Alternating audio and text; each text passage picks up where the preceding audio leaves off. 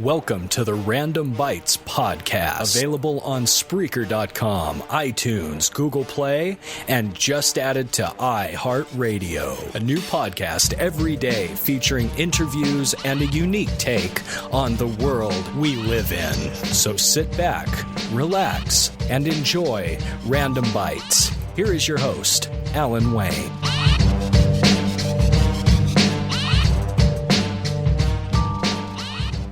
Today was a day of deaths. I mean, I had my own personal death, but there were also 3 very prominent deaths. Now, I know that death happens every single day. I get that. There are people who die, and it doesn't matter if they're famous or infamous. It's the one thing we have in common. We all die. We all reach the end of our lives. Some people do it in a tragic way. Some people do it quietly. Some people do it struggling with illness, and some people just blow themselves up. Well, there were 3 deaths today. Unfortunately, they were 2 of them were from cancer, and 1 was from old age. And one, people can hope that they will die from old age. I mean, that is, you lived a great life. I mean, what is there at a certain point, if you lose your mobility and lose everything that you held dear? Why will you just, what will you do? I mean, there are a lot of things that people can do when they reach an advanced age. But I gotta say, if I had my way, I would die running into an orphanage, saving hundreds of kids from a fire, and saving their puppies before a beam fell and crushed me. That's always been my... So if I'm driving around and an orphanage is on fire, yeah, I know that's my time to go. We never know our time, but I know that the way I've thought of it, or if I die a natural death, I've told my wife this numerous times, that I would like to be put on a boat that is set to fire, straight Valhalla style, while bagpipes play Amazing Grace. I heard that's illegal. Maybe sometime in the future it won't be.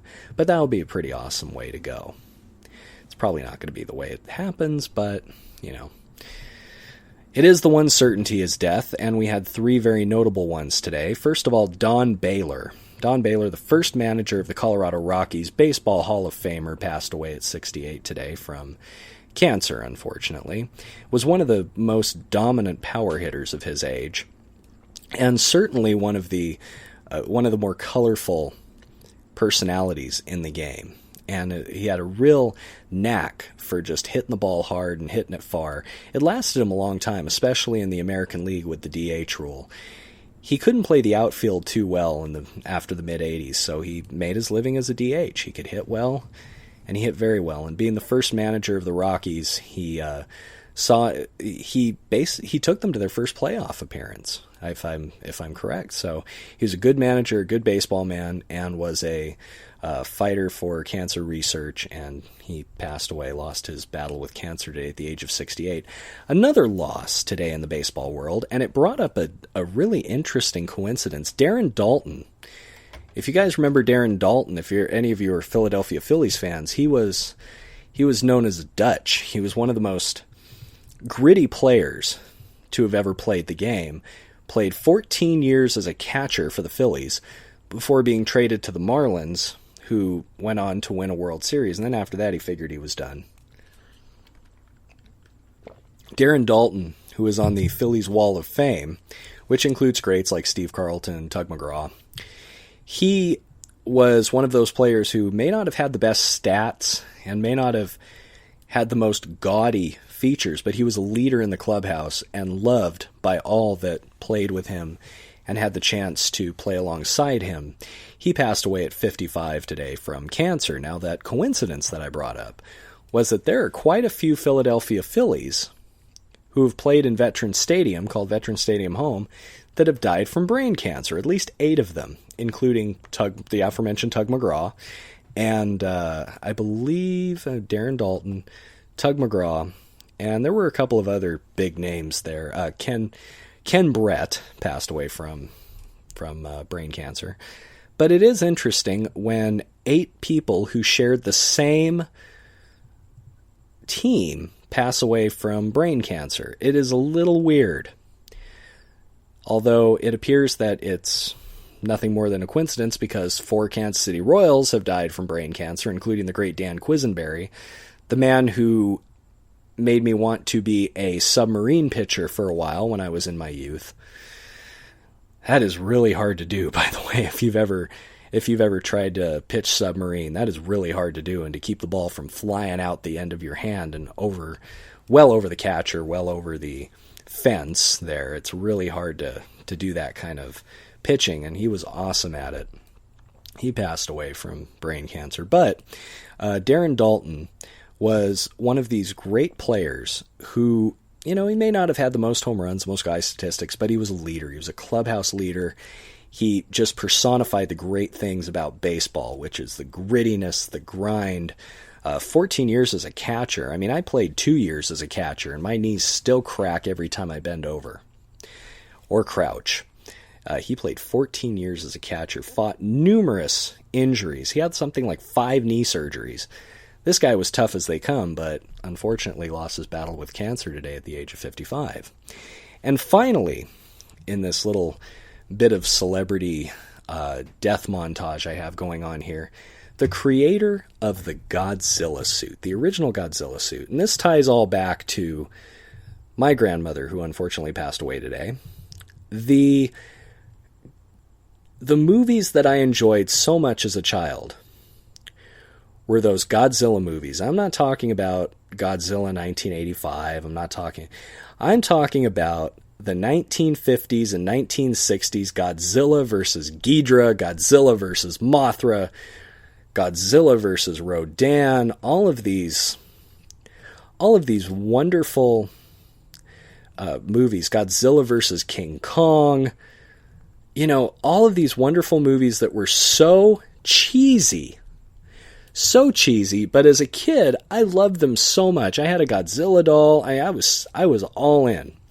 And unfortunately, the Godzilla suit actor, not the creator of the suit, as I mentioned before, the Godzilla suit actor, Haruo Nakajima, passed away today at the age of 88. When he first donned the King of Monsters costume in the original film, he had only acted in several samurai films. But given his strength and endurance as a stuntman, he was the perfect choice to wear the nearly 200-pound suit. Can you imagine wearing a 200-pound suit? How hot that would be? Some of you folks who may have worked at Disneyland kind of have an idea, or if you've ever dressed up in any heavy type of costume, you understand. But 200 pounds. He reprised his now iconic role in no less than 11 Godzilla movies, included King Kong vs. Godzilla and Godzilla vs. Mothra, 2 of the ones I mentioned previously. He also donned the suits of many other kaiju throughout the years, including Mothra, Baragon, and Gyra, as well as several monsters from the Ultraman series of the late 60s. His last portrayal of Godzilla was in 1972's Godzilla vs. Gigan. In 2010, Nakajima published an autobiography titled Monster Life, Haruo Nakajima, the original Godzilla actor. He was always very gracious and enthusiastic about meeting his fans at such events as Alien Con. And he will be missed by many of those who were lovers of the original Godzilla. So, and not only the endurance of carrying a 200-pound suit on you, but the movements. Some of those movements were absolutely comical, the way he portrayed this giant nuclear lizard. He was able to act in a way that it showed that Godzilla had a personality. Godzilla could be funny, Godzilla could be mad. Even though the expression never really changed, because of the way he moved the suit, you got an idea, and that takes talent. So today has truly been a day of loss.